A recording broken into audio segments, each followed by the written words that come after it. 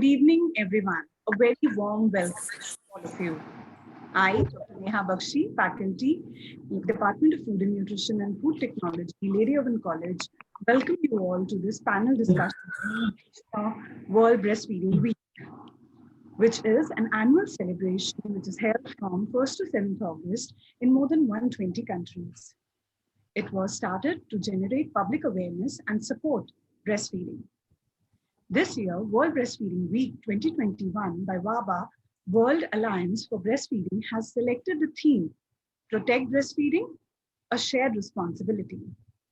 Department of Food and Nutrition and Food Technology, Lady Oven College, in association with obstetricians and gynecologists of Delhi outreach team, has organized this panel discussion on breastfeeding myths and facts. Now, I would like to invite Dr. Anita Sabharwal from AOGD to kindly address you. Thank you, Dr. Neha. It's really a great opportunity and privilege to be here with you people from Lady Irwin College. And especially, for a very good cause, that also breastfeeding, which is the foundation of life. When we join with you people, I think this breastfeeding, which is lacking still in our country, the awareness about it, the benefits of it, and when we unite with educationalists like you, I think we are really going to fulfill the unmet need. So at AOGD, the outreach team especially is very thankful to Lady Irwin College. And today we are going to have a great panel discussion so that the youth of your college and also your teachers, we are all going to have some knowledge about this breastfeeding, the benefits, and we are going to able to pass it on to our society for the good of our society. So we are really, really thankful to you for having joined us, because this is a theme of our Federation of Obstetrician and Gynecological Societies of India, and we at AOGD are the Delhi branch of FOGSI. So the whole country is today celebrating this breastfeeding week. And this whole week, we are actually going to different places. So, so we are really happy that we got the opportunity to be with you. So now I'll request you to go with the program, because we have great chief guests from your college as well as AOGD. Our president is here, and a very, I think, a great team, stalwarts, who are going to be part of the panel discussion. So please go on, Dr. Neha. Yes, Dr. Neha, please take it over. Thank you, ma'am. We are delighted to invite our chief guest for today, Dr. Achla Batra. She is a professor at Department of Obstetrics and Gynecology, Vardhaman Mahavir Medical College and Safdarjung Hospital. She is the president, AOGD. She has been the president of NARCHI, Delhi chapter 2018 and 20. She has been the chairman of Urogynecology Committee, AOGD 2019 and 21. She has been the chairman for Rural Health Committee, AOGD. Neha, you can go to the right side and that would be enough. Okay. I like to be called a teacher, and that is what my introduction is, Sure. She has been dedicated her 35 years to PG and UG teaching. She has conducted research projects for LSTM, ICMR, and Indo-US projects. She has been author of workbooks of obstetrics and CBS publishers. She has contributed several chapters in books. She has also authored several original research papers in international as well as national journals. She's a reviewer in national journals, and she has contributed to several Ministry of Health and Family Welfare guidelines. I would also like to introduce Dr. Anupa Sidhu, Director, Lady Irwin College, Head, Department of Home Science, University of Delhi. She has done PhD from AIIMS. She has been a gold medalist. Under her leadership, Lady Irwin College has received NAC rating A+ in 2018 and NRIF 2018 national rating of 12 among colleges of India. She was the National Head, Secretariat, Capacity Building Project and Drug Safety, Ministry of Health and Family Welfare 2007. She is presently the chairman of National Center of Excellence and Advanced Research on Diets, and also she is the chairman for National Center of Women Collectives led social action at Lady Irwin College. She is a signatory to several MOUs with foreign universities. She is the recipient of several awards, to name a few: Mahila Shiromani Swarn Padak Award, and also Asia's Brand Award 2016 for Education and Women Leadership Award. Her areas of expertise include body composition and energy requirement, anthropometric growth assessment, age-related changes in work capacity, sports nutrition, lipid intake and requirements, and prevention of low birth weight, stunting, obesity, clinical nutrition, bariatric surgery, recession of diabetes and heart disease, food safety, maternal nutrition, and food security for communities. I welcome Dr. Achla Batra and Dr. Anupa Sidhu. I request you to kindly address the audience. Dr. Achla Batra. Thank you, Neha, for the kind introduction. And I'm so happy to have come to know Dr. Anupa Sidhu. Looking at her accomplishments and her interests, they totally match with ours. I think we should do many things together, because what she is interested in, that is what we are also interested in. So I think we'll have a great relationship from now onwards. Today's topic of breastfeeding, the importance of breastfeeding is very, very relevant, though we are talking to teachers and students who are probably not even married yet, but they have to take up this responsibility. Our country has only 44% women who feed their child in the first hour, which should be 100%. Why it is so? Because it is the lack of knowledge that how important is the breast milk for the child. It protects the child against many diseases. It keeps the child away from diseases in later in life also, decreases the incidence of diabetes in the child in the older age. Even the cognition and mental development is better in the children who are totally breastfed in the initial months of their life. Not only the child, even the mother benefits from it. She regains her shape. If she's breastfeeding, her weight loss is very good. And this protects her from excessive bleeding. And if she's exclusively breastfeeding for first 6 months and she doesn't get her period, it also protects her from pregnancy. It has many benefits, not only to the child, to the mother. It is an easy feed to give. It is economical also. And it can be called the nectar of life for the child, because whatever immunity the mother has, she transmits it to the child. So if the child is getting mother's milk for the first 6 months, child is really protected from many diseases later in life. So I think it is a very good initiative. Dr. Pooja Rajada has, collaborated with us to spread this knowledge to the students and teachers. And I hope to have many more collaboration with you, Dr. Anupa and Pooja. Thank you. Now I request Dr. Anupa Sidhu to kindly address the audience.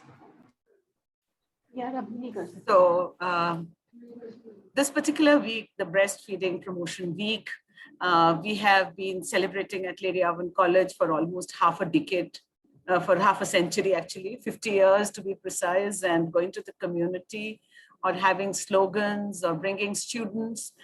It's very important for the students to know how that's probably an indirect method when they participate in such events, that they'll acquire knowledge. If you directly give it to them, probably they do not connect with it.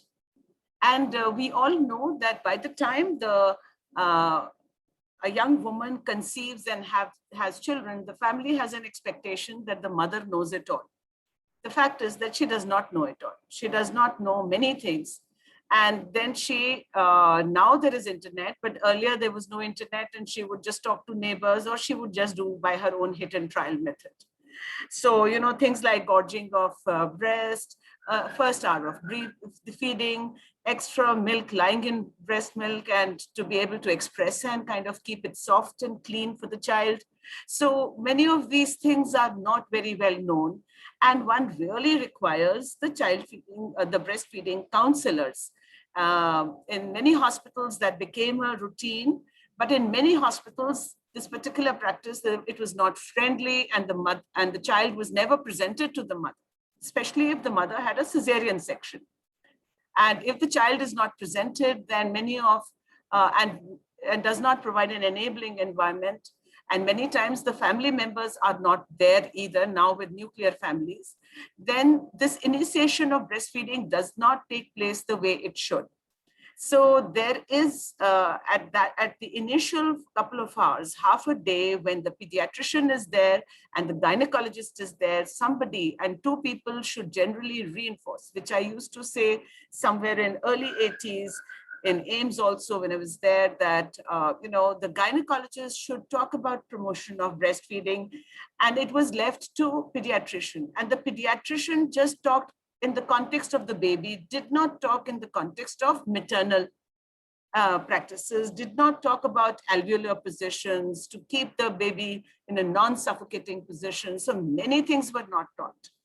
And I think over a period of time, we had to tell our own students to go to the community and network with NGOs to kind of give the right guidelines in the first 1 hour, and then in the first 1 day.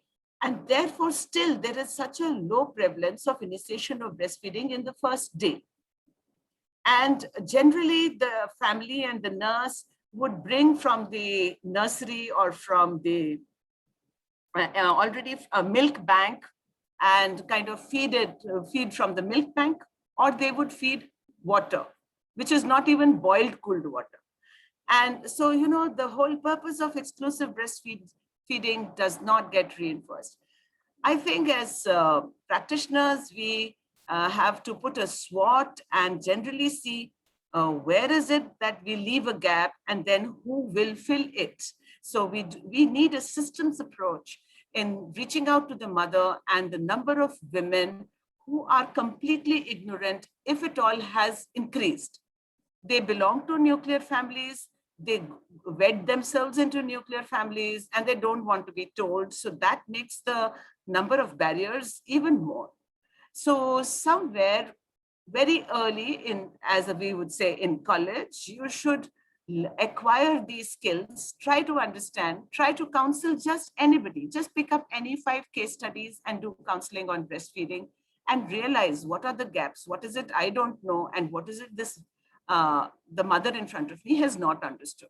So that should be like one teaching assignment, and in the process, every young adolescent girl should learn and that she has to acquire this knowledge, and she should acquire it now by experience and by intervention, and not leave it to chance that when she needs that information, she at that critical point has nowhere to go. So right now there are mentors, there are teachers, and I urge the young generation, don't think that we are not breastfeeding and there's no one in our family and why should we know this? No, I think to become Atmanirbhar Bharat and to acquire the right kind of skill, one skill that women must acquire, and nobody is talking about it. Everybody talks about skill in terms of money you earn. Just try the skill of health-seeking behavior. Every girl should have some kind of immunization schedule, should have one kind of knowledge base, should have her own diary on health and health-seeking, as I said, a health-seeking behavior. Any emergency, whom do I contact? Nobody will teach you this skill. And this is so easy to acquire. You just have to be sensitive and to work in teams and to work with the right kind of mentors and great NGOs like the AOGT, who is, and you connect with it, you volunteer for them for 2 years, just volunteer. And you will learn so much that a 2-hour seminar may not be able to give a multifaceted perspective. And you can't learn something by 1-hour lecture. You have to work in the field and somebody to tell you, नहीं ये अभी तुम्हारी बात ना ये clear नहीं हुई, तुमने ठीक से नहीं बात समझाई, या तुम्हें अभी ये बात ठीक से नहीं समझ में आई. So I think it's good to do these kind of internships, and in the process you will learn. So dear youth for breastfeeding, I'm just coined a word. We are always doing C4D, that is for communication for development, and we have all these little acronyms that we have in the college. So I think you must work volunteering for women, V4 W, and particularly for breastfeeding, BW, also, BF also. You volunteer for 5 days and just get and write a SOP or a module that this worked for me, and I will pass it on to the next young lady to carry it on in the community.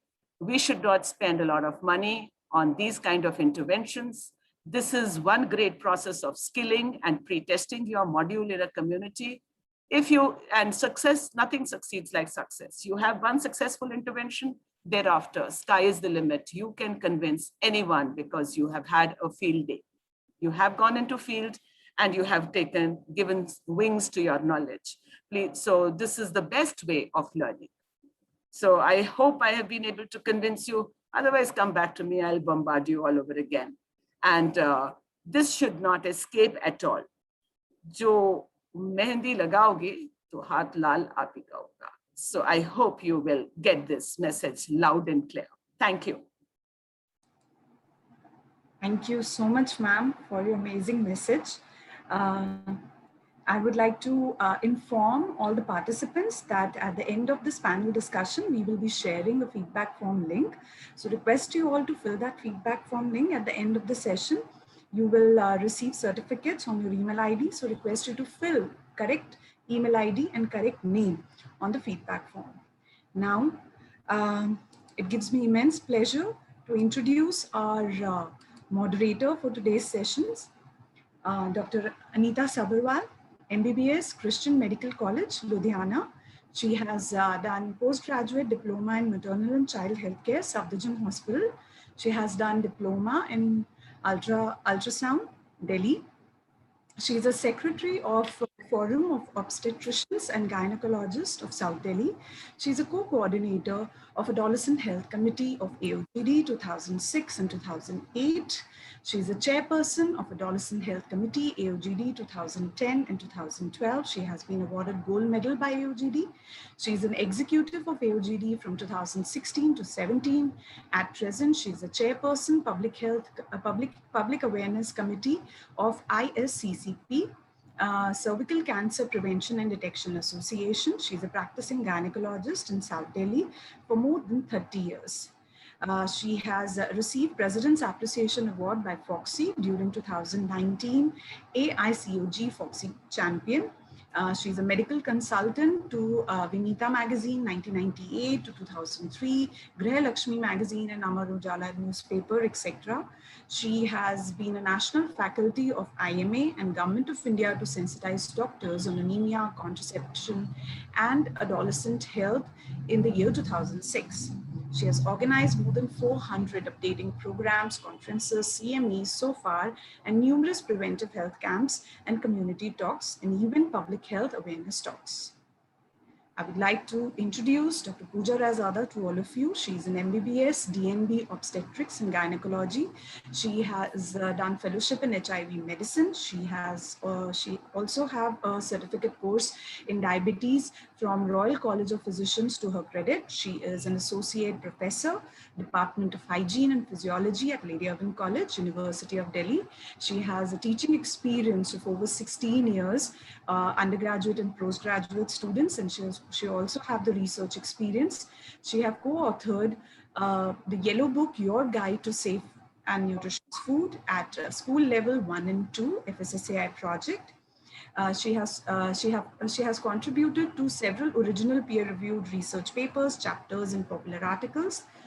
She has worked with Target Intervention Center under DSAS and NACO for upliftment of female sex workers. She has been the consultant and technical expert for National Center of Excellence and Advanced Research on Diets, which is a technical support unit of Ministry of Health and Family Welfare supported by UNICEF in 2018. She has been the coordinator for, she is the coordinator for strengthening life science and biotechnology education training at undergraduate level, Department of Biotechnology, Ministry of Science and Technology. She has delivered lectures, talks at various platforms, both nationally and internationally. She has conducted various workshops and extension activities as coordinator and resource person. She has been engaged as a coordinator in curriculum designing at postgraduate and undergraduate level. She has been actively involved in activities related to adolescent health and hygiene. She has been member of many professional bodies and societies.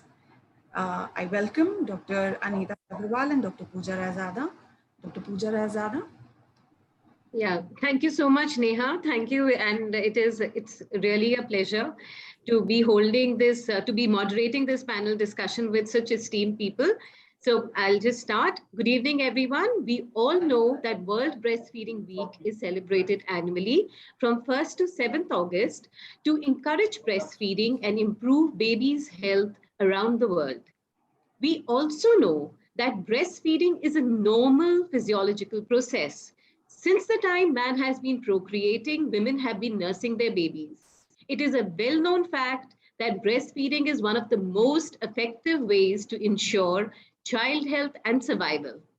However, nearly 2 out of 3 infants are not exclusively breastfed for the recommended 6 months.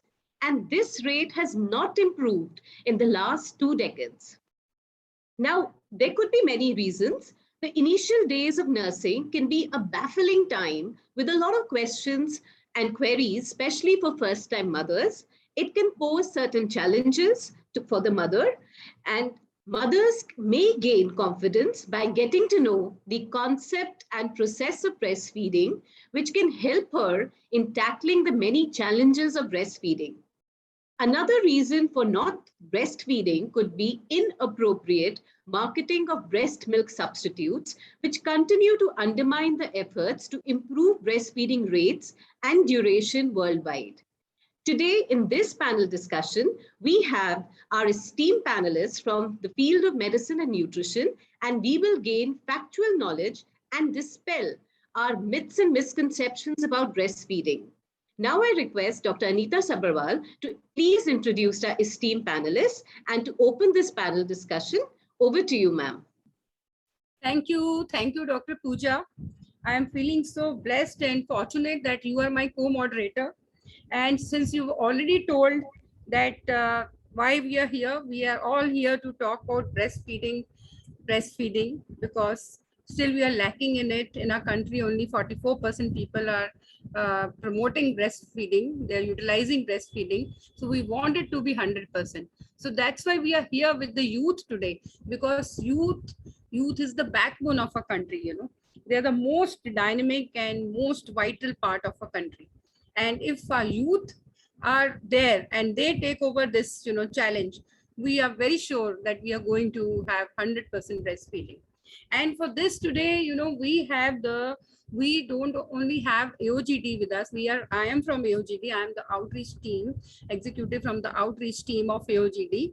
But also we have people from Royal College of Obstetricians and Gynecologists over here.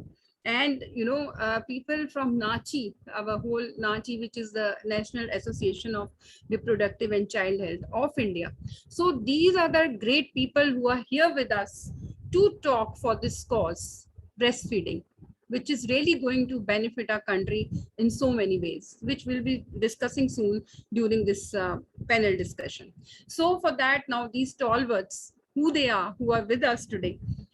First of all, Dr. Veena Acharya ma'am, you know, she's one of the senior most stalwarts of our country, and she has come to us be with us from Jaipur, and she has been the past national president of NACHI. And she has been the past president of Rajasthan branch of NACHI also. And she has various awards to her credit. She is also the director of Colposcopy Training Center at Jaipur, Rajasthan, awarded Chikitsa Vibhushan, you know, and appreciation awarded by FOXY in the postgraduate CME. And she is an invited faculty at various places, national as well as international. And she has been the head of the department at SMS Medical College at a famous Jaipur. So she comes from Pink City, though she belongs to Udaipur. So she's a real colorful person with so much knowledge. So you will hear from her and you will yourself say what I'm saying is yes or no. And next we have with us Dr. Ranjana Sharma. Now, she is the chairperson, as I said, Royal College of Obs and Gynae. This is AICC RCOG, and she's the of North Zone. She's a chairperson of that, and she's at present in Indraprastha Apollo Hospital, a very senior consultant, obs-gynae, urogynecologist, laparoscopist. And she also has so many awards and papers and books to her credit. She's one of, we can say a woman of substance from this Delhi as well as in whole our country, and also she's famous worldwide. So we have such great people for this talk today. And of course, now we have very great people from Lady Irwin College. Dr. Ravinder Chadha, who's the Associate Professor at Department of Food and Nutrition. Now, this food and nutrition is the main part, of our lives. Especially now we are talking of breastfeeding, which is the main food, the main nutrition of the child, which is the foundation of anybody. So she belongs to this department, and she has taught so many UG, PG students, guided and published research in the field of public health nutrition. So she's the right person here to talk about it, and contributed various chapters in different books, and engaged actively in different kind of curriculum designing for undergraduates as well as postgraduates. And she has coordinated third-party evaluation of midday meal program, what to say, in Delhi state. So she's all into nutrition. So she's such an experienced person. So a lot of things to learn from her today. So I'm sure today the students are going to go with the very right knowledge. So all the myths and all the wrong notions, they're going to be corrected today. And next we have with us Dr. Lalita Verma. Again, she is a PhD in food and nutrition, associate professor in this very famous, popular Lady Irwin College, about whom we just heard from the principal so much about it, So we are really fortunate to be with you people. And Dr. Lalita Verma, she is working here for the last more than 15 years, master trainer for the grain processing by the Ministry of Food Processing Industries, and her specialization is in public health, midday meal, and integrated child development services. So, and maternal nutrition. So I think a lot of things to learn from her today. And she has been working with Department of Education and Women and Child Development, Delhi government, and has already imparted a lot of trainings and organized various webinars, active member of many professional bodies. So today we have such great stalwarts in this panel discussion. I'm sure we are also going to learn a lot, Dr. Pooja, from them. What do you say? Dr. Yes, Pooja, yes, ma'am. So now I'm very excited. I'm thankful to Dr. Pooja because you are the one who has really brought me here, So I'm thankful for having my friendship with you and ultimately coming to this such. No, ma'am, it's the pleasure and honor is all mine. Yes. And I always say your enthusiasm is so infectious. It just motivates me to do. First time, whenever you call me and I said, okay, no, how can I say no? It's Right. Yes, ma'am. But So, ma'am, let's start. Yes. Ma'am, let's start because I think all our participants are dying to Yes. know and clear their Yes. facts and Right, dispel right. their myths. Yes. Of course. Okay. Let's start. Yes. So the first question I'll be asking Dr. Pooja. You have given. You'll be asking ma'am, Dr. Ravinder and Dr. Yes. Yeah. Veena Acharya. I'll be asking Dr. So you have given me the liberty, So thank you so much. And so Dr. Ravinder, we've already talked so much about you. So now we want to know from you certain things, There is a lot of emphasis on exclusive breastfeeding in the first 6 months of life, that is soon after the baby is born, till the 6 months of the baby's life. Why we are emphasizing, giving importance to exclusive breastfeeding? What is the significance of this exclusive breastfeeding, and what are the benefits of this exclusive breastfeeding? Why should we advise people that they should have exclusive breastfeeding? So please tell us about it. Dr. Ravinder, please. Yes, thank you, Dr. Sabharwal. And I think before I answer this question, I would really like to thank you, Dr. Sabharwal and Dr. Raizada, for giving me this opportunity to share this platform with such esteemed panelists and to be able to interact with all the participants who are interested in this particular topic, because it may appear to be something like a mundane thing, But once we understand that to what extent, the whole thing of infant and young child feeding, its significance in terms of how it impacts the quality of life of such a large proportion of our population, then we realize that how important it is, and for each one of us. So since you asked this question on exclusive breastfeeding, I would like to say that, of course, we all understand what exclusive breastfeeding is for the benefit of some of the young students. And just to reiterate, I would say that exclusive means that, only breast milk is to be given for first 6 months of life. Okay, and only means nothing else, actually, not even water is required. Breast milk is adequate to meet all the nutritional needs of a healthy baby born to a healthy mother who does not have any diagnosed medical condition. Is sufficient to meet all the nutritional needs for first 6 months of life. For exclusive breastfeeding, actually, to be successful, what is very important is that breastfeeding has to be initiated early and at the right time. The guidelines that we have from WHO and our own national guidelines also tell us that, within first 1 hour of birth, the breastfeeding should be initiated. In some situations, like, if the delivery is not normal, there is cesarean section, then sometimes it may get little delayed, but then also an effort should be made to facilitate breastfeeding as soon as is possible. So, why do we say, why there is so much of emphasis, why the focus is on exclusive breastfeeding? Because, if we look at it, it's the simplest way of feeding babies, and human milk is the best suited for human infants. I think with this thing we should get really right in our minds that, this is the perfect food that is there, and mother's physiology adjusts it for the requirements of the baby. So not just that all the nutritional needs are met, but in addition, there are so many other benefits of exclusive breastfeeding. And the more research that is done in this area, the more we come up with, evidence which tells us that there are so many benefits, not just for the baby, but for the mother also, that we need to promote this. And why, we are doing this today is because, it's not just knowledge, it's also the will to do it. An assurance, a reassurance that is needed, a confidence that is needed. And for that, we need to be first aware of, and then we should have the will to actually do it.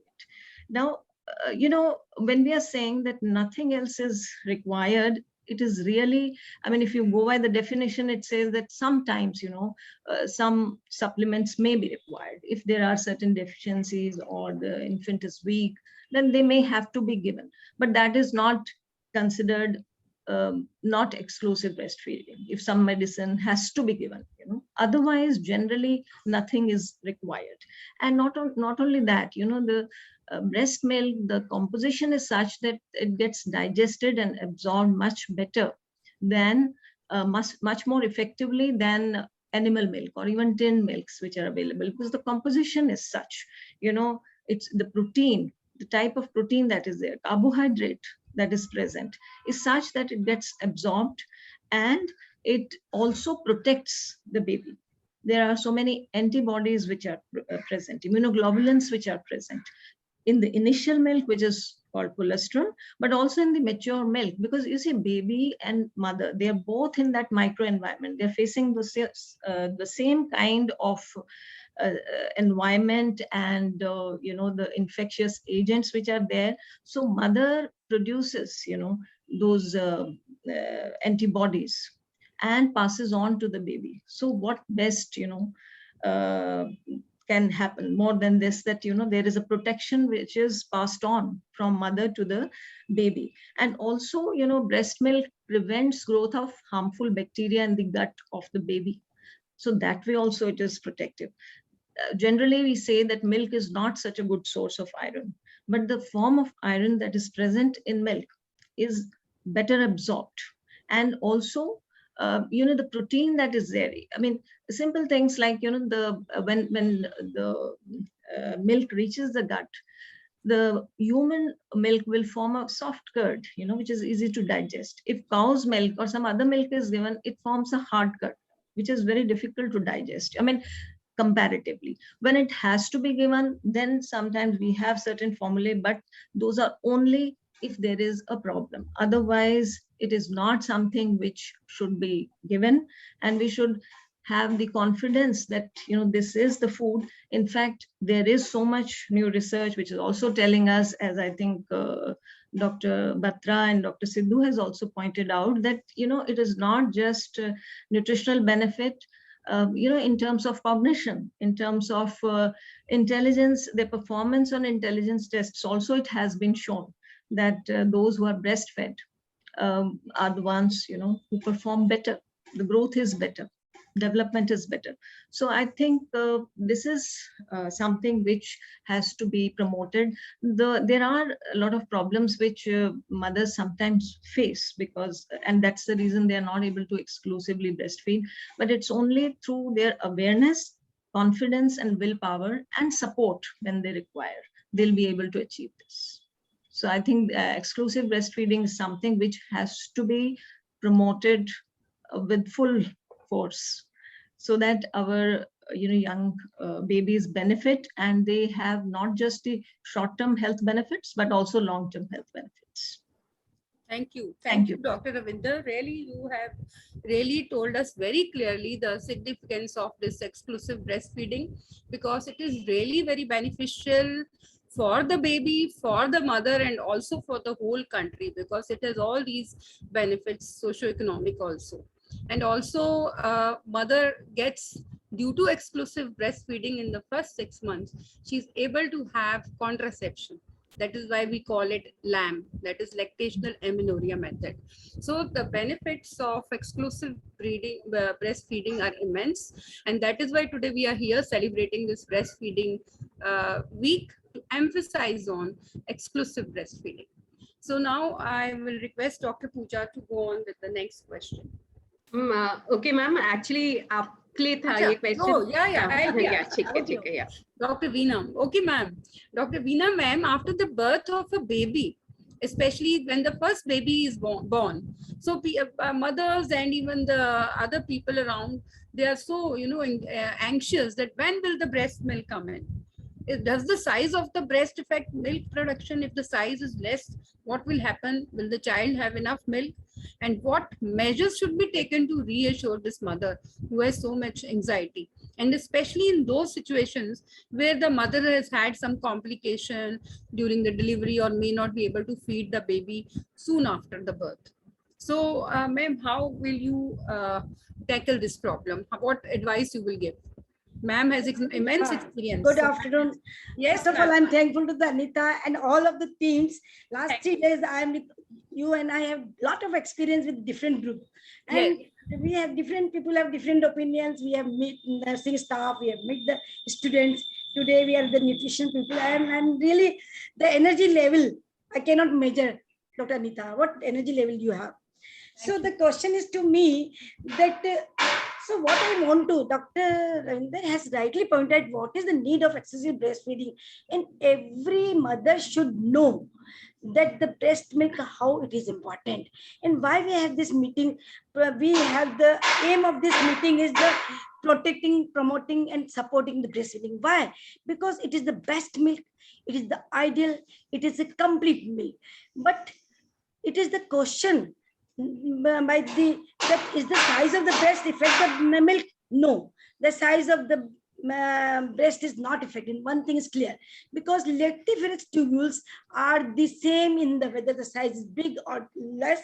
So it is only just after the birth, the baby touches the mother, there is a hormone productions, there is a prolactin, and that the syntocinon, they promote the secretion of the milk. So don't bother about the size of the breast, whether it is a small size or big, because it is and the milk production, everybody should remember, the ladies, the preparation of the milk start from the second trimester. It means after the 16 weeks, the milk production is start in the mother and the colostrum is ready as soon as the baby touches the breast.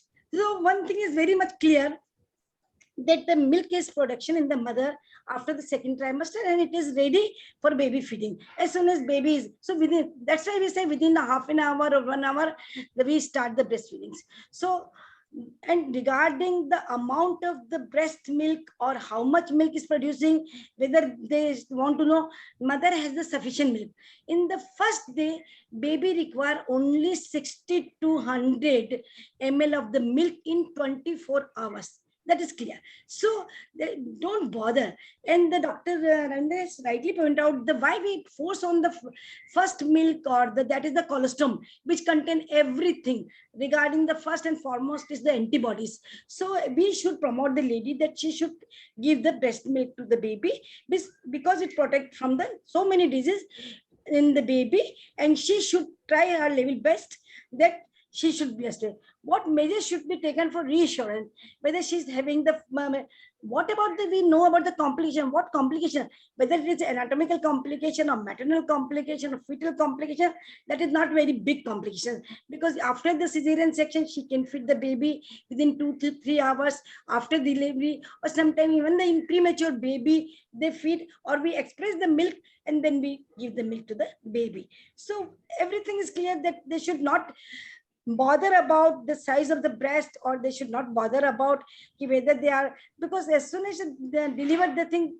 they have not sufficient milk, how they will go for the feeding, how they will, that is the question. But wait and watch, because every 2 hours, if they feed the baby for 10 to 15 minutes, the milk will come out, and we try to our little best that they should give the milk to the baby. I think so. Everything's. Yes, ma'am. Thank you so much. Thank you so much. Just now, I saw in the chat box, ma'am, Dr. Sunita Mittal is here. Oh, the wonderful. previous HOD of All India Institute of Medical I know Science. her very much. A great stalwart. And Yeah. ma'am has asked a question that many girls are going for augmentation of their breast size. So how do we, justify that? So for, as you, I think, clearly said, that size of breast is not going to give any change in the quantity of or quality of the milk.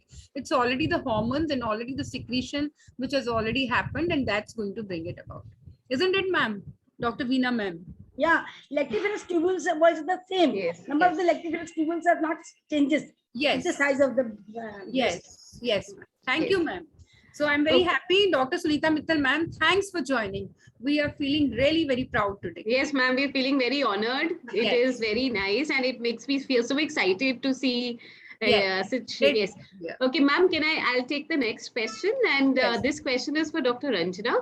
At the time of pregnancy, when a pregnant lady comes to you for her antenatal checkups, what advice should be given about breast and nipple care? And it is like, how do you prepare her? Because it is like, how do you prepare her that for breastfeeding? And what does the term retracted nipple mean? Because it is these days, especially, with the availability of internet, we have so many women, they first Google and then they come and they read certain terms and they get so psyched. So what does this term retracted nipple mean? And how can we tackle this issue? Yes, Ranjana, ma'am? Yeah. Thank you very much for giving me this opportunity. Anita, hats off to you. Such a wonderful gathering of the faculty and the audience, and the topic that is so important for all women, right from the beginning till, when they become mother, they become mother-in-law, they become, grandmothers. At every stage, they have such an important role to play. And students of today are going to be counselors of tomorrow. They may be home counselors or they may be professional counselors, but it's so important for them to know all this, what we are talking about. So thank you very much, Anita, Dr. Anupa, and Dr. Pooja Raizada, Dr. Achula Batra, Dr. Veena, all the faculty here. You see, I'm really honored to share the stage with you all. Okay, so let me start answer this question. So lots of women have anxiety about their breast care and the retracted nipples. So one thing we have to impress upon them that, you don't need extra care for your breast, but you do realize that the breasts are going to increase in size. They are going to be heavier. So and if they are, see, breast is mainly a lot of fat, and then, the breast, milk ducts and the glands, right? So they are like suspended by suspensory ligaments and all that. So if they get dragged down below, they can become painful. So if they have supportive bra, this is going to really help. Ask them not to use wired bra, and good supportive or sports bras will be really a great help. Sometimes their nipples become very sensitive. Sometimes people say that, the nipple didn't do much in their sexual activity before pregnancy, and now suddenly, they see a change.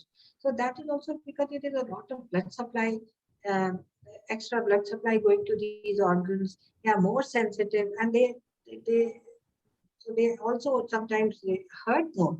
So they have to protect their nipples. They can by some cotton pads or very soft cloths, and so that's how they can avoid rubbing of the skin, all right, and supporting the breast so they don't get dragged down.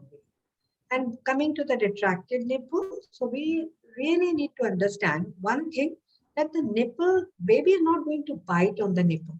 Baby is not going to suck on the nipple. Nipple, there's lots of ducts, they are going to converge at the nipple, and then the nipples have just holes. So the milk comes out through the nipple. So once, even if they are retracted, the milk will come out. But sometimes it is easier for the mother to,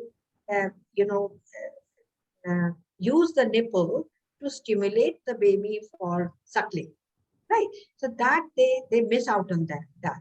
So in antenatal period, some people are very worried, but then you can tell them if they can gently pull the nipple out.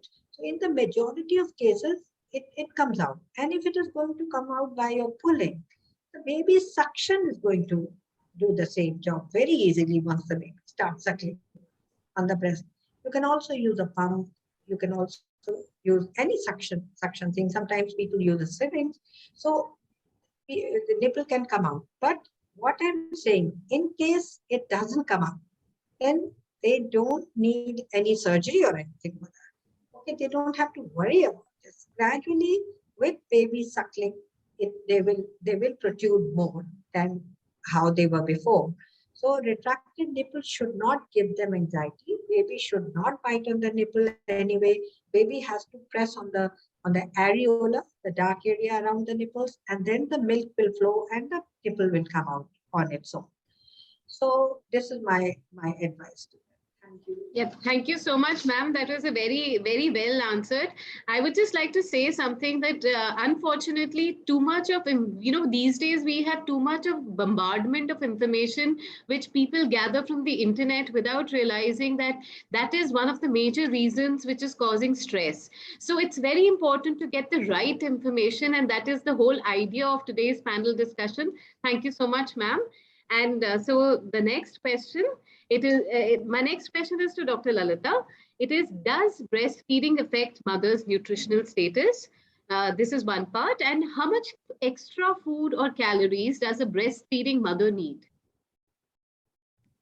So before I start, I would like to thank Dr. Anita Sabharwal and Dr. Pooja Raizada for inviting me for today's session. Because today we are not just celebrating the breastfeeding week, we are also celebrating the Motherhood Day. So thank you once again. So my question is, does the breastfeeding affect the mother's nutritional status? So yes, it can. Basically, it depends on the mother's diet. The energy and protein and the other nutrients in the mother breast milk come from the mother's diet or from her own body stores. So when the mothers do not consume the appropriate diets, at that moment, she can reduce the energy and the nutrients reserve from her body, and it is called the maternal depletion. So at that moment, it is a responsibility of the community and the household members that they should inform about the importance of making additional food available to the mother, because additional nutritional requirement is very much there for the lactating mother. So to support the lactation and maintain the maternal reserve, so most Indian women will need to have the additional nutritional requirements. So recently, ICMR has published in 2020 the nutritional requirements for Indian. So according to estimated average requirement for a lactating mother, she should consume additional calories, and that depends on the physical activity of the woman. So a normal woman and the lactating mother, there is an addition of approximately 600 kilocalories in the starting of 0 to 6 months. That means during the exclusive breastfeeding time. And after the 6 months, 7 to 12 months, it slightly reduces. But yes, there is a demand of the extra energy requirement, that is approximately 520 kilocalories. If we look at the protein requirement also increases during the breastfeeding mother timing. So during the exclusive breastfeeding time, the protein requirement is approximately, increases 37%, and 7 to 12 months, it's come down to the 30%. That means the normal woman's protein requirement and additionally 30% more. And the calcium is also very important, because there is a, mother is feeding and the calcium is going out from her, body, from her stores. That means the additional calcium is also required. Iodine, vitamin B12, vitamin C, and vitamin A. So all these are the very important nutrients which should be, add on with the extra food and the, food groups to the mother. Thank you so much, Dr. Lalita. It'll be nice अगर आप थोड़ा सा अगर some जो ज़्यादा कुछ जो diet में include करना चाहिए, maybe in terms of food products, if you could just mention a few food products which a mother should include in her diet, it'll be very nice. I'm also in that opinion that she should explain what type of diet she should take, rather than the protein. Patient doesn't understand about the protein, carbohydrate, or iron. Just give which just take by, it is like thoda sa. Yeah. So she should include the energy dense food in her diet. For example, if the mother is belonging to the low income group or the high income group, the food selection could be accordingly. But from the normal diet, she can add on the, different kinds of the food groups in her plate. So it could be a varieties, dietary diversity could be there. She can add on, protein rich sources like milk and milk products, pulses in her thali, and the calcium rich foods, which are milk and green leafy vegetable for the low income group. And there's antioxidants, green leafy vegetables and the fruits and vitamin A rich sources. If she can afford she can have the lean meat and the fish. So all this kind of the diet she can include in her daily diet. Okay, thank you so much, Lalita, Dr. Lalita. Okay, next question. Ma'am, you're on mute, ma'am. Yes. Yeah, ma'am. So we are having very good, I think, session. It's really very interesting. And now again, I'm coming to a very interesting question, ma'am, Dr. Veena, that we commonly hear from others, and that I'm not sure whether my milk is sufficient for the child, for my baby. How do I know, ma'am, is my baby truly drinking whatever he's required? And how much should a newborn be feeding every day? How can we clinically assess? So, ma'am, please answer. You've already answered also. But Dr. Anita, I just want to that is first and foremost is the counseling of the patient. Yes. We counsel the patient regarding the baby diet and how much baby is requirement.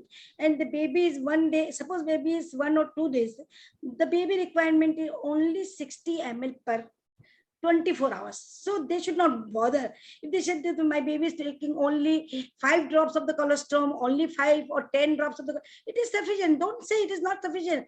It is sufficient because whatever they are this feeding is very important. One and foremost is the feeding is very important. And for that, then the first 24 hours, the baby up to 3 days, the diet is only required is the 60 to 100 meal in 24 hours. Then after 3 days, 100 to 200 ml in 24 hours. Then it is increasing on 10th day, 180 to 200 ml. So that is the little bit increasing. And during this time, enough milk is secreting. The women is secreting 500 to 900 ml in 24 hours. Try to understand. So if we calculate, if the baby is 3 kg, how much milk she require, or how much baby is required, and the way, how can she is satisfied whether the baby is taking full milk or not full milk, or whether the milk is sufficient, she doesn't know. One and foremost, if the baby's clinical assessment, that after the taking of the feed, if the baby sleep in between, it means baby is having the food nutrition. Or if the baby is passing 6 times urine in 24 hours, that means baby is having the full nutrition, because the milk is also containing the water also there. And if the baby is having the full leg movements and everything's, or baby is healthy, happy, then it is a sufficient. So for her assessment, depend upon the every day it is changing from 2 days, 10 days, 15 days. So she should be satisfied. Regarding doctor just mentioned about the Dr. Lalita, regarding the nutrition, in our time, in our language, we are just saying, if it is there in the Rajasthan, they are saying, कि भाई 1 kilo दूध during pregnancy में पीना चाहिए आपको, 1 liter per day. So during after when you are lactating, आपको कम से कम 1.5 kilo दूध रोज पीना चाहिए. मैडम 1.5 किलो दूध कैसे पिएंगे? 1.5 किलो के लिए सुबह पीजिए दूध, शाम को पीजिए, ड्यूरिंग द टाइम आप कुछ फूड एंड मिल्क प्रोडक्ट ले लीजिए. रिगार्डिंग द प्रोटीन आयरन, गुड़ के लड्डू बना लीजिए, गुड़ और चने के लड्डू बना लीजिए. Chana is like the protein, gur is the sugary is like the iron. So the way we are telling our patients that they have the nutrition during the time of the postpartum periods, so they can be, and slowly their milk is secreting and they are quite satisfied with their milk secretion. So counseling is the most important part, that whatever the milk they are feeding, it is sufficient for their baby. It is not insufficient. Yes, ma'am. Absolutely. You very clearly have explained that a mother shouldn't worry at all, because if the child is suckling at the breast, that also itself tells that the baby is active. And if baby is not crying excessively, or baby is not all the time sleeping, as you just mentioned clearly, that in between babies getting up for the feeds and then sleeping, because initially the baby sleep. But those babies who don't get up at all and they're just sleeping all the time, or they're excessively crying, then you feel that there's something wrong. But if your baby is like this, that means your feed is doing wonders and baby is really doing well. So don't worry that so much milk is not coming, so much milk is not coming. And there is a reflex, sucking, yes, pause, and swallowing. There is 3 yes, phases. They should watch that the baby is sucking, then yes, pause is there, and then they are swallowing. So this is, right, and that's why we say कि हम बच्चे को उठा के we go for the bathroom. That is the important thing. absolutely. So this 3 phases they should know, and they will, after we consult, they will be satisfied. Yes, they shouldn't get disheartened at all, and they should continue to feed the baby, to have exclusive breastfeeding. Yeah. So only in the initial few days they have to do, and then ultimately everything gets set right. So now next question comes to our Dr. Ravinder, that why do some lactating mothers yield more breast milk and some yield less? Is there a need for any special foods for a nursing mother to produce more milk for her baby? Though we have covered a part of it already, but now we will hear from Dr. Ravinder what she says. Dr. Ravinder Chadha. Yeah. Thank you, Dr. Sabharwal. As far as the first part is concerned, that, why do some mothers, produce more milk, some produce less? Now, for everything, there is an individual variability. Like, each baby is unique, each mother is unique, and each mother and baby diet is unique. But, one thing we must understand that, every mother, or most mothers are able to produce sufficient milk for their babies. So an individual variation is there, so that we should be willing to accept. But and even if a mother is undernourished, then also she will be able to produce sufficient milk to satisfy the needs of her baby, but perhaps at the cost of her own health. And as I think Dr. Lalita has also mentioned, that if mother's diet is not nutritionally adequate, then what will happen is that, her stores, her reserves will be used up for the purpose of producing sufficient milk for the baby. But the baby will be satisfied. That we should be assured. But what is very important is that, the mother should, we can say that, breast milk, breastfeeding is very economical, exclusive breastfeeding is good, it is almost free. But actually, what is required is that the mother should, her diet is very important, because, if she's healthy, if she's consuming food which satisfies her nutritional needs, then only she will be able to continue producing milk for her baby. And, as far as the diet is concerned, we don't need any kind of special foods. We, in fact, we don't have any research evidence also to tell us that, there are those kind of special foods which are needed. There's nothing like that, though I know that, culturally, we have these practices of, certain special foods which are given during this period to promote secretion of milk. And those foods are generally, galactogogues, and in different parts of the country, different food items are given. Somewhere people give this, nuts and jaggery and lot of fat, and some give sesame seeds, garlic, different type of milk, some decoctions, herbal preparations. Now, you see, a lot of those things are nutritious, and as long as, excessive amount of fat and sugar is not consumed, it's all right. I mean, we should not, because, people, it is very important that the mother feels confident, satisfied. And if by consuming that food, she feels that, this will help her produce more milk, then it's okay, as long as, excessive amount of fat and sugar is not consumed. But as such, we don't have any research evidence to support this, that, there are certain special kind of food items which should be consumed.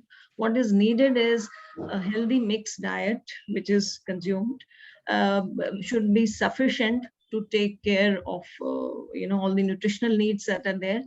There is an increase in nutritional requirements during lactation. Nursing mothers do require more than non-lactating mothers. But, that is, maybe you can say, one in between meal, one more meal can be added. But what is important is the quality of diet. So it's not just the quantity, the quality. So, good quality protein food items should be included in the diet. So those who, in India, many of the people by choice, they are vegetarian. So, milk and milk products and more pulses, some nuts, egg if they eat. If they eat flesh food, then some amount of that can be included. Otherwise, a mixed diet in which we have more of these milk and milk products in different form. Curd can be consumed. Sometimes, if one can afford, then paneer can be consumed. So different forms can be consumed, not just liquid milk, can be in different forms. So it depends on affordability, it depends on the availability and acceptability also. So pulses also, in fact, in our country, there are plenty of pulses.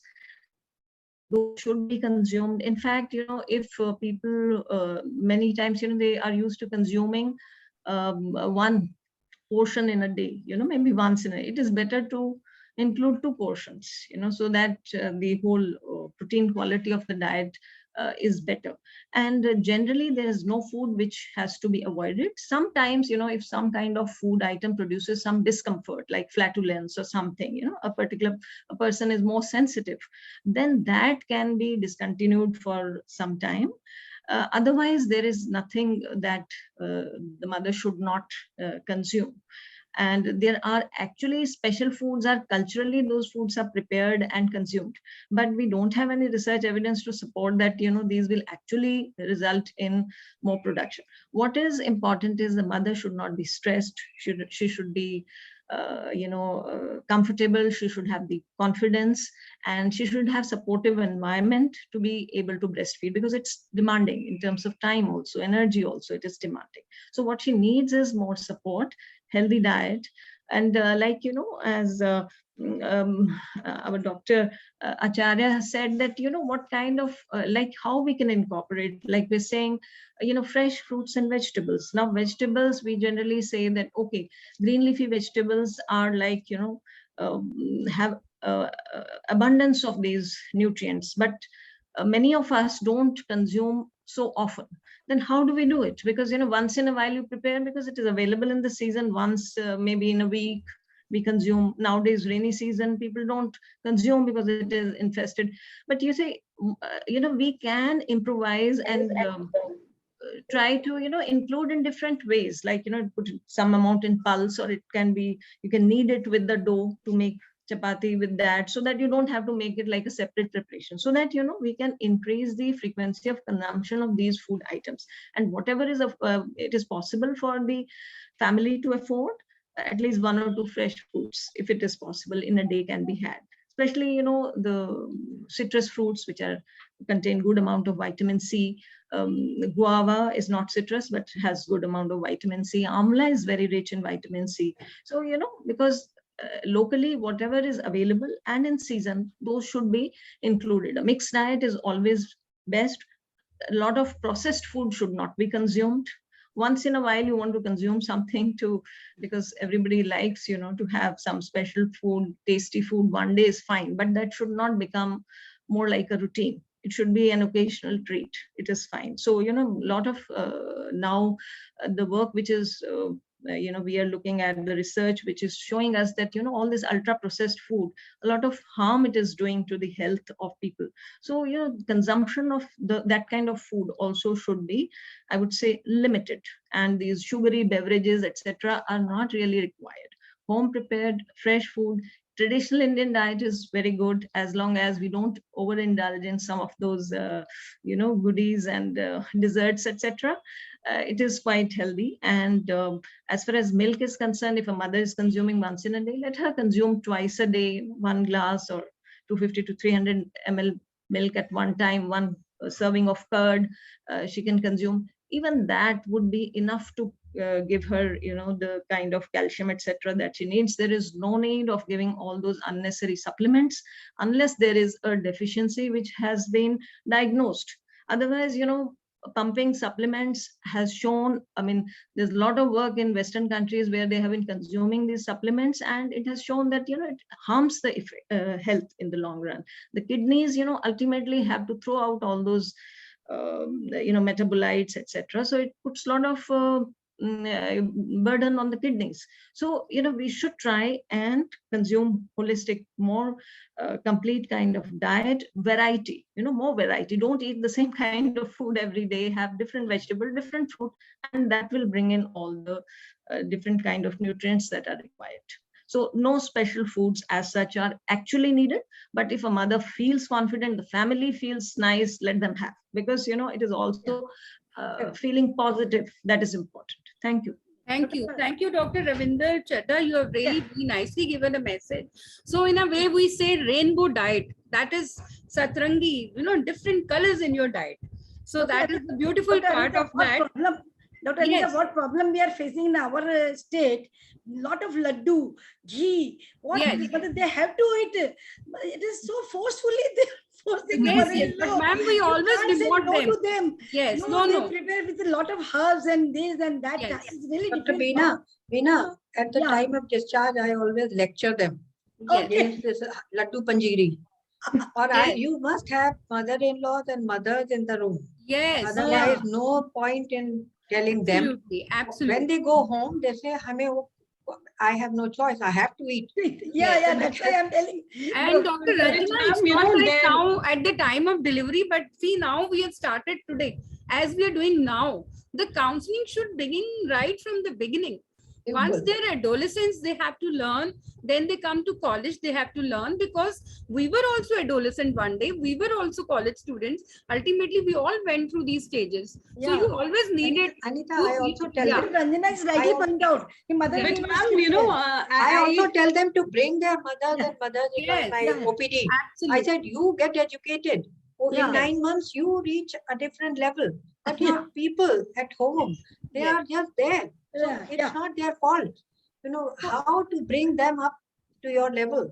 So Dr. Ravinder very rightly said Yeah. that she needs the support actually, Yeah. the woman. If she gets the support of the family and then she gets a beautiful rainbow diet, like ye good bolte hain hum, good is so nice, peanuts are so nice, lohe ki kadai ghar mein rakhna and cooking in that, and then making saag, like you can make it for once and eat it for 2-3 days, so you get all the things, and the amla, the way very nicely she said.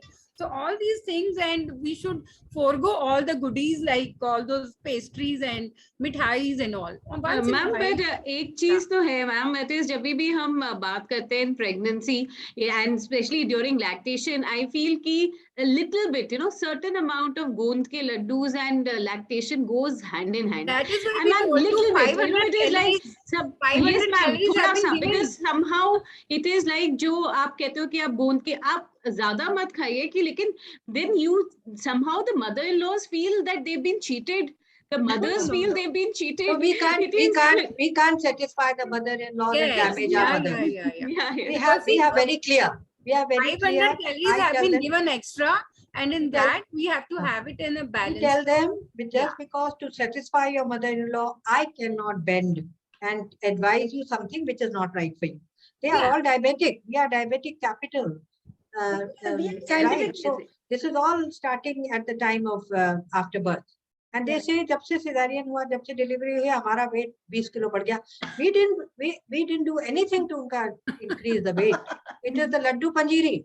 Of the mother-in-law. Yes, and No, but yes, if I we agree. explain to dear mother-in-law, she will also understand. convince She you. knows the benefits, of Okay, course. and So Ma'am, now chalo. let's go to next yes question. ma'am. Yeah. Ma'am, अब हम ना थोड़ा सा food से हटकर we'll go to some other question, and this is a very important question. And It is Dr. like, Pooja, we will have to do it little quickly also. yes Quickly, ma'am, yeah. and I request the panelists that please Yeah. थोड़े से answers, especially In a I minute. request, Ek minute because mein answer. हाँ, 1 minute. थोड़ा सा, because lot of the lot of answers have been repetition. So then the questions that we have, following questions, so it seems that हमने उनके answers पहले ही दे दिए हैं काफी, तो हम अपने answers को थोड़ा सा brief रखते हैं, because we have a lot of questions lined up. So Right. ma'am, ये बहुत ही interesting question है. We hear so much about this term baby colic. So what does this term colic mean, and how can mother avoid the position in her baby? And she's nursing her baby, what, like after nursing, what she should do so that it is like this colic condition does not develop. And what is the role of घुट्टीज? आपको पता है घुट्टी एक बॉनीसन हो या मुगली घुट्टी जो हम बचपन से सुनते आ रहे हैं, it is like, what is the role of घुट्टीज, and should they be given or they should not be given? So again, ये भी mother-in-law dominated question है, जो घुट्टी तो देनी ही देनी है, शहद तो देना ही देना है. So these two, this something ma'am will be very nice. Dr. Ranjana, this question is for you. So this colic is something that is not in your control. One thing we need to realize, and the colic happens in breastfed babies and in non-breastfed babies or formula-fed babies also. So that means, your mother cannot do much about it. But see, this is a rule of 3. If a baby is less than 3 months old, 1 in 5, babies will have colic. And if baby cries for more than 3 hours a day, 3 days a week, more than 3 days a week, it is, the baby is going through some problem, right? But these are spasms, and, it is a self-resolving condition. So just, what we need, baby is crying frantically, mother and parents and all family, they want to help the baby. They cannot help. And as a result, all of them get very worked up. And this getting worked up doesn't help. So I think the mother should be given a chance to leave the baby with somebody else and go out of the house. So when she can't do anything, go and have some fresh air. Don't listen to the baby cry, and then come back after some time, and someone else can leave the house. Okay, so because baby will cry. Now studies have shown, see what they have studied, in the bowel, what happened? The gut microbiota, they said was different in breastfed babies and non-breastfed babies, like formula fed. But nothing has helped. Doing what can we do about it? So the only thing, you can give some antispasmodics. Those antispasmodics can help temporarily the baby, and putting the baby to the breast. If baby sucks, baby is comforted already. That comforting thing baby will need anytime. So you can put the baby to the breast, one thing.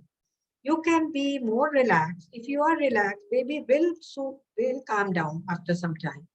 You can give some antispasmodic, but what now the latest thing is Lactobacillus reuteri. So what they say, see, it's been studied worldwide because that is the only thing, even in our hospital. See, Lactobacillus reuteri is the only thing they think works, but still the jury is out. You see, some people still say that that also doesn't work, but changing, this is like probiotic.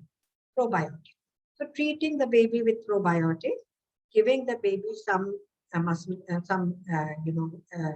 muscle relaxants, comforting the baby, and then don't lose your cool. That's my thing.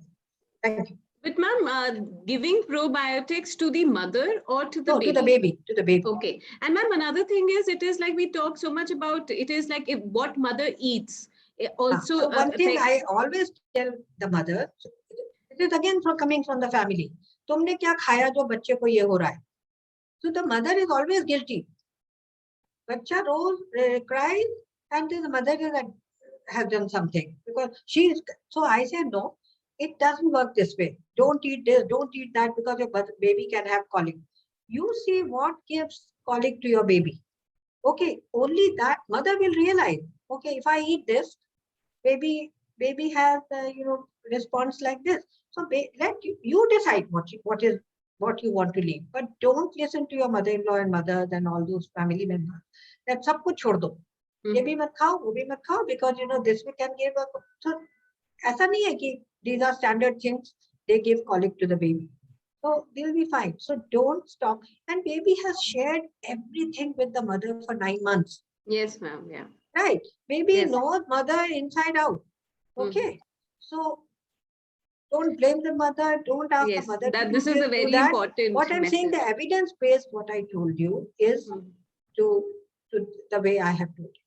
Yes. And ma'am, what is the role of burping? If you like burp, अगर हम बच्चे को अच्छे से कराते हैं. See, breastfed babies don't, babies do need burping if they have gulped a lot of air.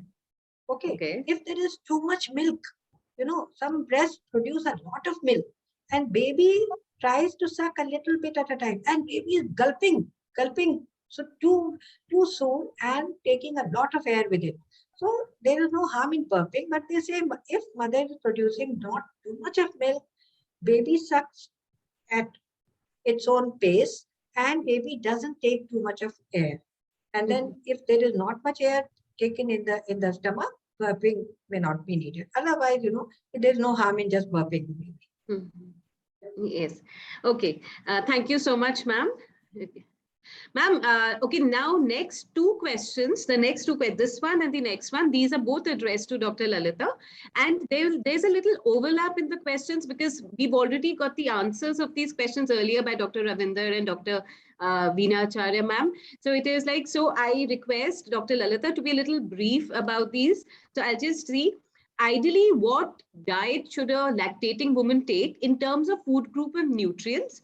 There is a common practice that the mother should eat only bland foods during breastfeeding months. So what are your views on this? So can we have the next question also, Neha? Can malnourished mothers produce enough milk to breastfeed successfully? What are the low-cost food options that can be suggested to the mother belonging to a low socioeconomic group? So it is like, I request Dr. Lalitha, could you just address both these questions together?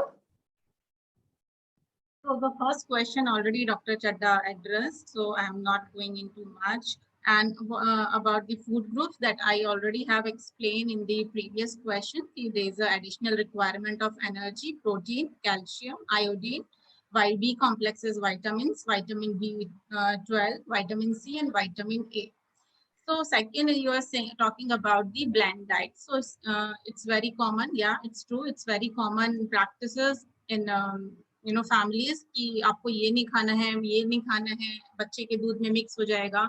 So it's very common practice, but it's not like that कि only blend diet is recommended during the breastfeeding. In moderation, no food that you should avoid simply because you are just breastfeeding. It is generally recommended that the nursing mother eat whatever she likes, but in moderation, and continue to do this unless the baby has an obvious reaction to any particular food. And it is, but it has observed that very strong flavored foods may change the taste of the milk. So it's always better not to consume the food that are extremely, spicy and very difficult to digest. So if a food can cause gas or bloating, then the chances are it will cause the gas and bloating to your baby also. And it is, as Dr. Chadda already said, we should avoid the processed food item during the breastfeeding time. And it is advisable to restrict our caffeine and the alcohol consumption also. So just a blend diet, that is not true. But if the baby has any obvious reaction every time you eat a certain food, it's always advisable to eliminate that food from your diet. What was the second question? Can malnourished mothers produce enough milk? The question is on the screen. So, and what are the low cost food options that can be suggested to the mother belonging to a low socioeconomic group? So yes, the mother, because there is a common misconception that the maternal malnutrition greatly reduces the amount of milk a mother produces. Although the malnutrition may affect the quality of the milk, but amount that the breast milk produces depend mainly on the how often and how effectively the baby, as Dr. Ranjana said, ki baby suck on the breast. If a mother is temporarily produces less milk than the infants need, the baby respond by suckling more vigorously, more frequently, or longer than each feeding. So it stimulates the greater milk productions. So when the mother is malnourished, then it is recommended to give her more food in terms of the nutrition. So additional food requirements should be fulfilled. The next, you're talking about the low food recipes for especially during the lactating mother. So when we go into the community, so it is very easy to say on paper कि ये खाना चाहिए, but actually when you go into the field, you realize. So when we talk to the low income group ladies, कि अच्छा आप क्या खाते हो जब आप lactating उसमें होते हो, आप जब बच्चे को दूध पिलाते हो, आप क्या खाते हो? तो दे से कि हम ऐसा कुछ चेंज नहीं करते हैं. मैंने कहा फिर भी क्या चेंजेस होते हैं कि हमारा दूध नहीं बनता है. अगर हम सब्जी रोटी खाते हैं तो हमारा दूध नहीं बनता है. So our students go to the community and they counsel and they take the data before they counsel them and they ask you what kind of the diet you consume. So on the basis of their consumption, we generally recommend that they should consume because affordability is very low. So locally available vegetables and the food should be consumed. We also talk about the how they can consume the vegetable, they can make the curry, they can make the मिस्सी रोटी और अपनी रोटी के अंदर ही आप हरे पत्तेदार सब्जियों को अभी कोई चैट बॉक्स में लिख भी रहा था मोरिंगा की लीव्स तो they can cut the moringa leaves in their dough and can make the paratha or chapati out of that. They can have the vegetables in form of salad so that the fiber can be consumed. Fruits को हम ये बोलते हैं कि seasonal fruit आप लीजिए ताकि आप इजीली खरीद सकते हो, अफोर्डेबिलिटी होगी आपकी. And don't take the fruit in the liquid form, juice नहीं लेना है उसको, आपको फ्रूट एज ए होल खाना है so that the fibre content can be achievable. अगर हम सीरियल की बात करें तो yes the whole cereal we recommend to them. It's better to have the millets also like bajra, atta, बिना आटा छना हुआ. जनरली क्या होता है जो लोग होते हैं आटे को छान के खाते हैं तो fibre content generally remove. So better have the bina chana hua atta so that the fiber will retain, and the jowar, if possible, ragi. If they can consume, then they can have. Now, if we talk about the varieties, as already discussion already done on the laddu, panjiri, and etc. So I won't give those, but we generally recommend them ki laddu khane chahiye, not in very much of ghee or sugar, but nutritious laddu also can be prepared with minimum amount of or limited amount of ghee and don't add the sugar, add the jaggery in it, and they can have the missi roti with some sabji And halwa they can have the murmura ka laddu, they can have the chikki also. चिक्की यानी आपका चना और गुड़ की जो गज्जक होती है उसको चिक्की बोलते हैं. सो इस तरीके से हम कोई कॉम्बिनेशन सीरियल पल्स कॉम्बिनेशन बना सकते हैं जिससे कि they can have their additional energy and protein की requirement could be fulfilled. Dal also we prefer because dal is the meat of the poor people, so they can have dal in the different forms like dal, chaat, sprouts, and they also can have the besan ki barfi also. They can have the roasted chana with the jaggery also, or nuts में if they cannot afford the nuts तो आप मूंगफलियां तो खा ही सकते हैं. मूंगफलियां, तिल ले सकते हैं, gingerly seed. They can have these two nuts and different varieties as I earlier said कि बेसन की बर्फी के ऊपर या चीला अगर आप बनाए चीले के ऊपर भी आप स्प्रिंकल आप इसको कर सकते हैं तिल को. So इस तरीके से we generally tell them how the low cost recipes also can be developed for these people to fulfill the additional requirement of the lactating mother. So galactogogues also in very common in practice during the lactation time. अगर मैं North India की बात करूं, जैसे हम खुद की बात करें, हम इस North India, UP, Delhi इसमें बहुत practice है कि लोग सौंठ के लड्डू देते हैं, अजवाइन भी डालते हैं सब्जी में, जीरा भी डालेंगे, मेथी भी खा लेंगे. They are not very harmful अगर हम अलग से बात करें. They are also good, but as such research and studies, evidences we don't have, so we can't recommend on that basis. But generally they are rich in calcium, so in that sense we can have it. So these are some low-cost options for the lactating mother. Thank you so much, Dr. Lalita. That was really wonderful. And it is like we have a little time crunch. So we'll try and take, as I can see in the chat box also, we'll try and take the questions which a lot of people have been asking. So next question I want to address to Dr. Ranjana. Ma'am, there is a very common practice which is followed by many nursing mothers, that is they wash and sanitize their nipples before feeding their baby. Is this practice a correct practice? Also, what is meant by the term sore nipples? How do we treat this condition? Should nursing be stopped if mothers contract a breast infection or have a blocked duct?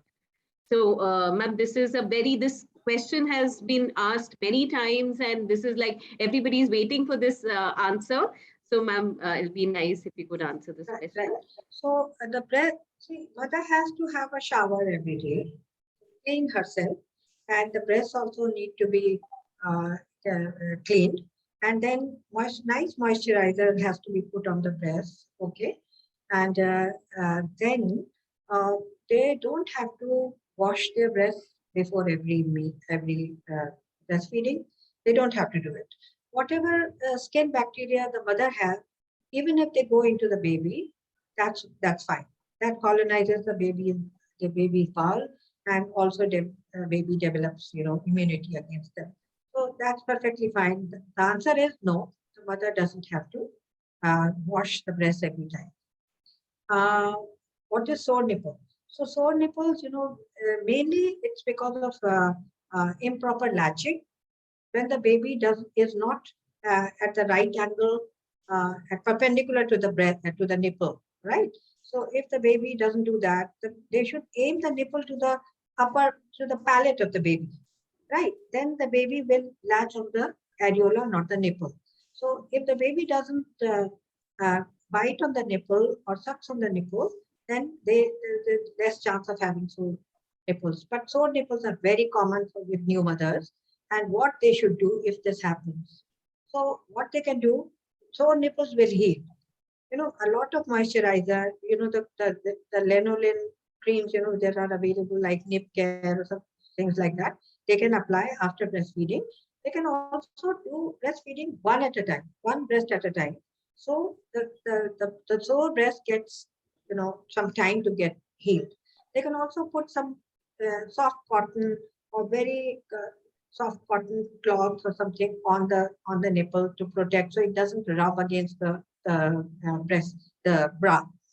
So this is about the sore nipple, and they can also apply some milk, their own milk on the sore nipple. So that will also help, and keep the breast it shouldn't be dry. Nursing is stopped if the mother contracts a breast infection or have a blocked duct. No, the mother should never stop breastfeeding.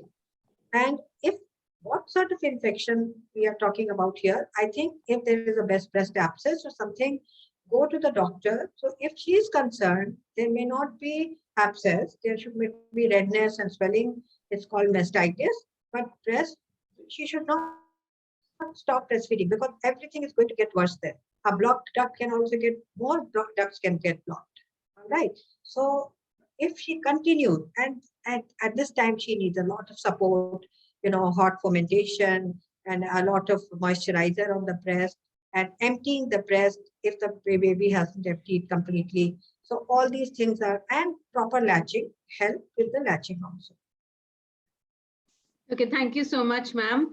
That was really nice. Yes, ma'am. Dr. Sabharwal. Ma'am, you're on mute. Shall have to wind up fast because it's already 5 o'clock. So we shall have another 2-3 questions and then we can have the question answer session. Because we also have the message from a president of Foxy also. So I think now I'll request Dr. Veena ma'am to kindly quickly tell us about, is it normal for the breastfeeding to hurt? I don't think so. No, it is not. And yeah. Doctor, I just finish in 2 minutes. Dr. Ranjana has already covered so much thing about that. If the breast engorgement is there, one should, this is a very common problem we observe in our day-to-day practice. So one should be explain to the patient and consider that it is a normal phenomena and don't worry, it is just express the milk because the milk production is more and it is collected due to the block or they are not feeding properly to their baby. So first and foremost, they feed their baby completely. But when breast is engorged, one should be very careful that it should be expressed manually, very softly, gently, with a cold compression or hot, warm hot. That means moist hot, and slowly from above to down, not directly on the breast nipple or there. That is one important thing. All the family members from above to down, from the every side, they express the milk as much as possible, whether they feed or they don't feed. So expression of the milk is very important, whether it is manually or mechanically. Both are. And after the expression of the milk, they allow the baby to feed. So the expression will definitely decrease the engorgement, or if will not do this thing, Dr. Ranjana has rightly pointed, it will lead to the abscess of the breast abscess, and that will create the problems. So if the milk expression is more, we had to express the milk. That is the Okay. Thank you so much, ma'am. And the women must wear, they must support their breast. They have to wear their braziers and they have to be tight. And it should be holding the breast upwards. So that also helps a lot in this. And now we have next question. Quickly, I will request Dr. Ravinder to answer this, that many mothers feel that it's all right not breastfeed if they can afford breast milk substitutes. Are modern formula similar to breast milk? Now we also have a law, IMS Act. And should breastfeeding mothers take extra vitamins and minerals? This we have already covered. Yeah, this we've already covered. Yes. So I will answer in a very pointed way because a lot of this has been already said regarding this. One is that, in all situations, breast milk is the best option. So even if somebody can afford a breast milk substitute, doesn't mean that, you do not give breast milk. And in fact, this mixed kind of feeding whereby, some breast milk is given and some animal milk or this packaged tinned milk is given, it is practiced in many countries, and it has been shown that this kind of practice is actually harmful because it will affect sucking by the baby, and it will lead to early cessation of breastfeeding. It will stop because there will be reduced production of milk, because if you're giving other milk, then the sucking by the baby will decrease, and that will then adversely affect the production of milk. One is this, and it has also been observed that as has also been rightly pointed by Dr. Ranjana, that it affects it changes the gut microflora. And so all these problems, colic, etc., they are more in babies who are artificially fed compared to those who are breastfed. And obesity and overweight is also more common among babies who are formula fed. And as far as the substitutes are concerned and their composition, see, nothing is equal to breast milk. And so about composition also, I've earlier said that, you know, the protein is different, the carbohydrate is different. Breast milk composition is absolutely suited for meeting the needs of a growing baby. So no formula is equivalent to breast milk. Right. Very good message. Very good message, ma'am. Thank you so much. Thank you. Thank you. And we have, this is the 15th question, Dr. Pooja. 14th question. Okay. So now we have just, I think, 2 more questions to be asked. So I Ma'am, should, we'll just ask 3 more questions, and we can see that this question has been repeatedly asked also by our participants. yes. So Neha, we'll go to question number 14 first. Yes. Yeah, so Dr. Veena ma'am, we always talk so much about advantages of breastfeeding, and we tend to overlook the advantages for the mother. So we've already in the beginning only, I said that there are advantages both for mother and the child, as well as socioeconomic advantages.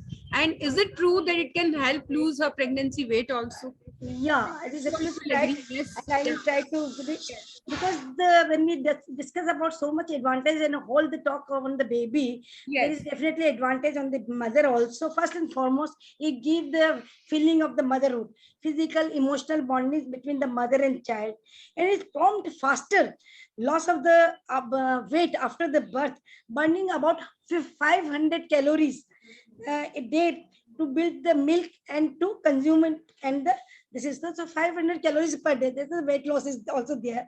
Stimulate the uterus to contract, and it is also stop the postpartum bleeding. That is a very important for the mother, and it is the long term as a protection for the, as you have rightly mentioned, the lactational amenorrhea and ovulation is not there, so it has act as the contraceptive measure also.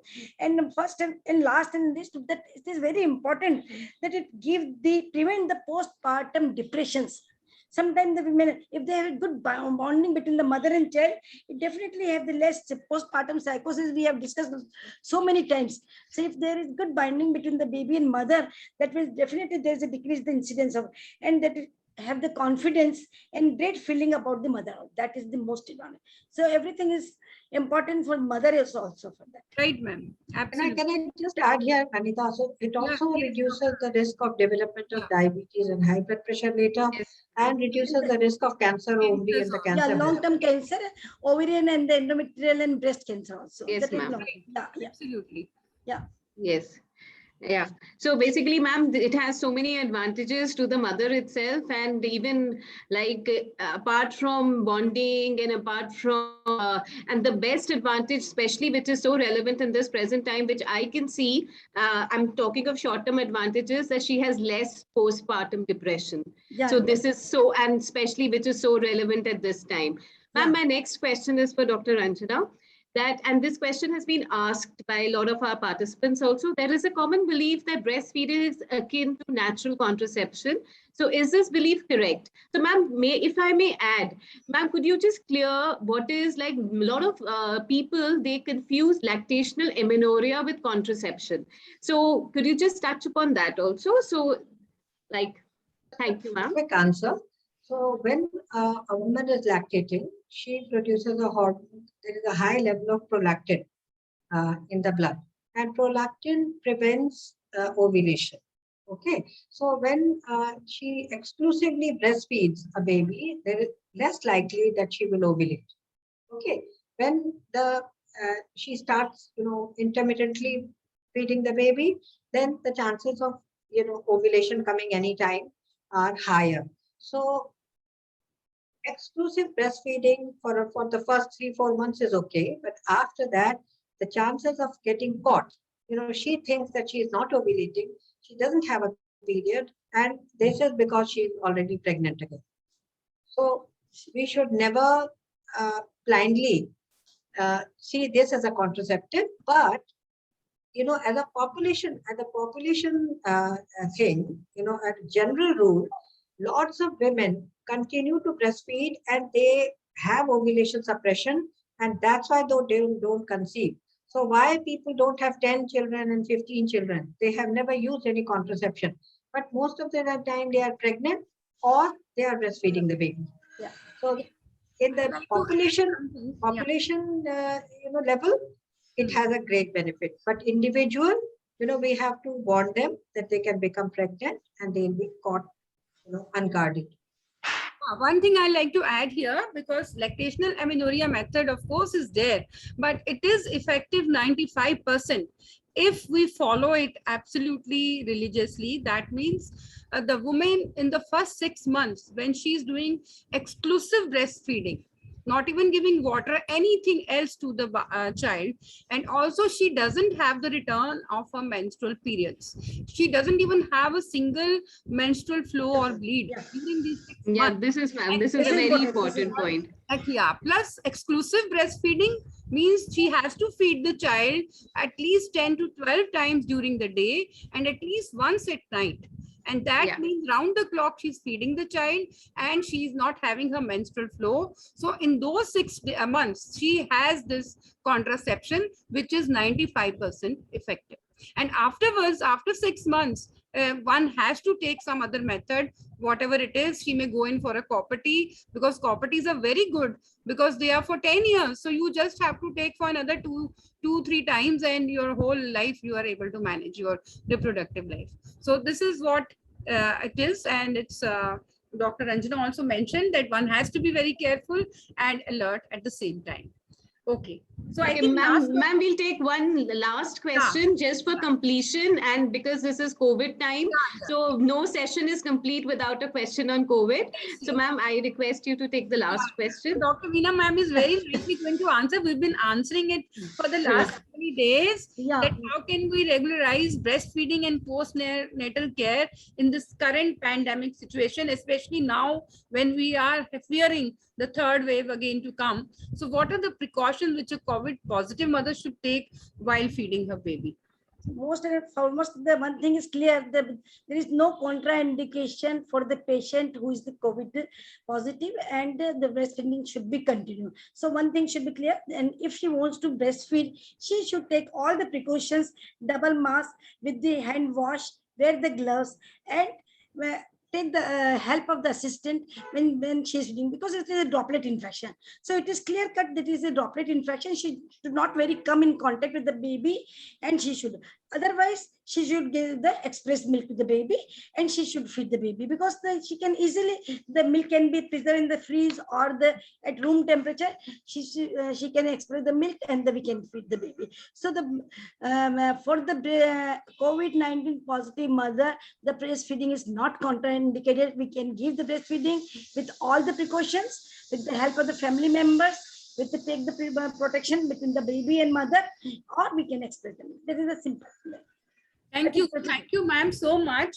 And Dr. Pooja, with your permission, because I will request Shivam, because we have a very good message now, since we have had all the discussions. We have a very good message from our own president, Dr. Shanta Kumari Sikran, who's the president of FOXI. So she has sent her video. So I will request Shivam to kindly share the video. Yes, ma'am, we'll be delighted. Questions and bind up. Yeah. Yes. So Shivam, Dear friends and Foxians, greetings from FOXI. We come to you with the theme FOXI for all always and Dheera Stop Violence Against Women. The World Breastfeeding Week is celebrated from the 1st to 7th of August every year. And this year, they come with the theme Protect Breastfeeding, a Shared Responsibility.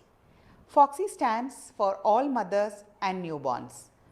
FOXI is celebrating the World Breastfeeding Week, and we urge all members to participate in this initiative. Data says that India is lowest among the South Asian countries. Only 44% of our mothers initiate breastfeeding within 1 hour of delivery. And it's our responsibility to see that we increase this number of women who breastfeed their babies immediately after delivery. And WHO has identified that poor infant feeding practices contribute to the neonatal death. And this is something which we have to look into. Friends, when you see the data, almost 53% of pneumonia and 55% of the diarrheal deaths among the neonates are because of the poor breastfeeding habits, and where the baby is not being exclusively breastfed. So we urge everyone to see that the mother gives exclusive breastfeeding for the first 6 months of the life, and continues the breastfeeding for almost 2 years. This is the only way we can ensure that the neonatal health is maintained. Friends, breastfeeding is not only important for the baby but for the mother also. We know it contributes to the mother to get back into shape. It has a role as a contraceptive and has been shown to reduce the risks of some of the cancers too. It is an emotional connect which bonds the mother and the baby, and it's a beautiful experience which we all have to nurture. Friends, we always tell our mothers that they need to take care of the babies, but it is not only the mother's responsibility, it's the responsibility of the whole family, the whole society to ensure that the mother is given the support needed to ensure safe breastfeeding to her baby.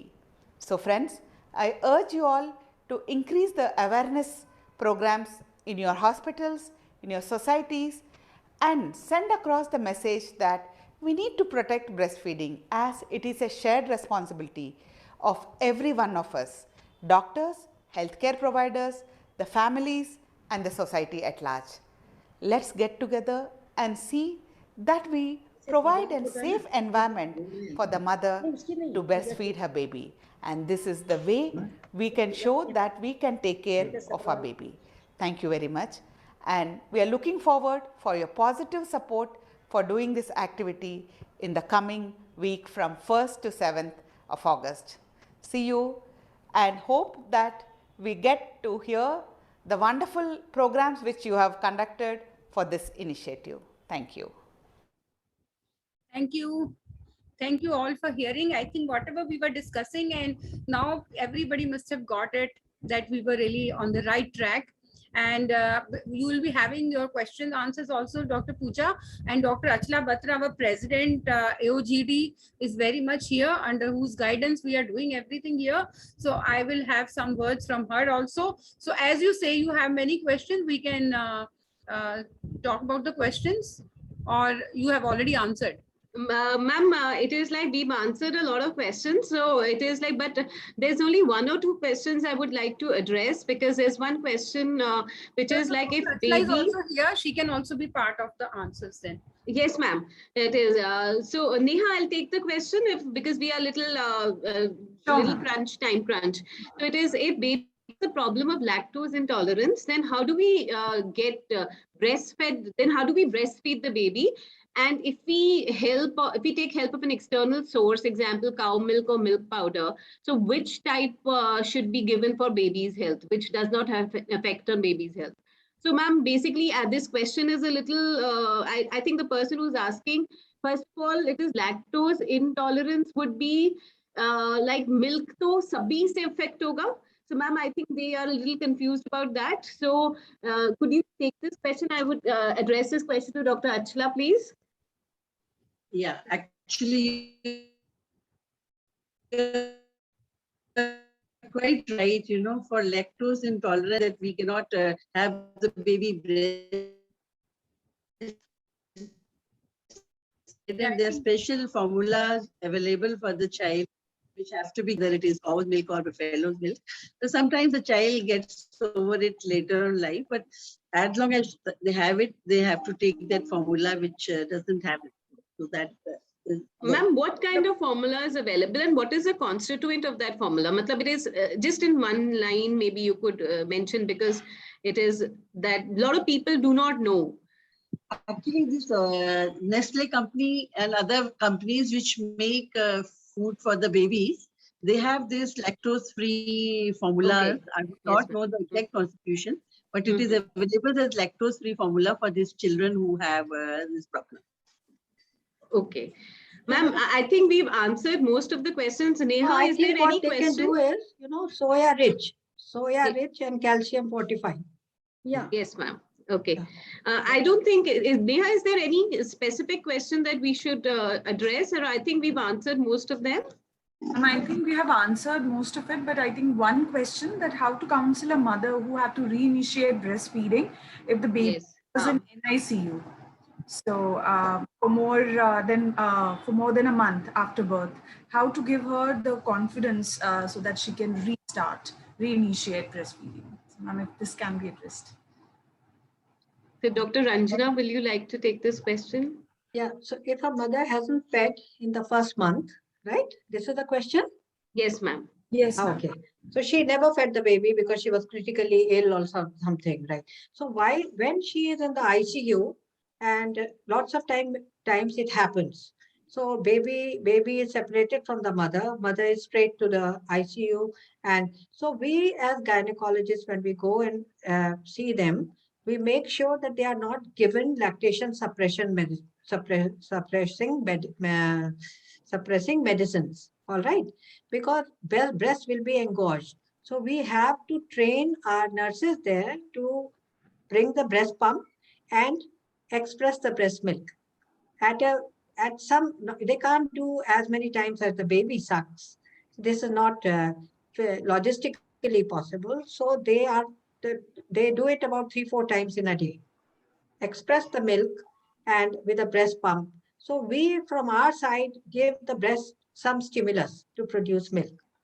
Okay, so at least it continues to produce some milk, and this milk is sent home for the baby, right? So this is how we manage the critically ill mother.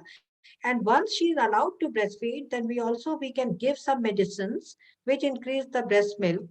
We have to keep the mother well hydrated. So milk production is mainly, if a mother is dehydrated, she cannot produce milk. Okay. So well hydrated, give her some medicines that they cause high prolactin. I discussed in the beginning, prolactin levels, and then they give more milk in the breast. And then the baby sucks on the breast and it gets initiated. Thank you. Thank you, ma'am. Ma'am, there's just one more question. That is it true that the kind of milk secreted from the breast is different from child when the child is in contact with the mother? So, what happens when the mother has to secrete the milk using breast pump? So does it have a... So the component is not, the milk composition is not different. So composition will be the same, but what is the big difference between the pump and the baby? When the mother is breastfeeding, she's having a skin to skin contact. Dr. Beena has already said, it reduces depression and helps bonding with the baby. Composition will be the same, but when she breastfeeds the baby, it's a pleasure for the baby and the mother. And when she takes out with a breast pump, it's a chore. It's a big task for her, which she doesn't, there is no pleasure in it involved. And then first she has to take out, and then the second job is to feed the baby, right? So double her work, right? So yeah, composition is not different. Thank you.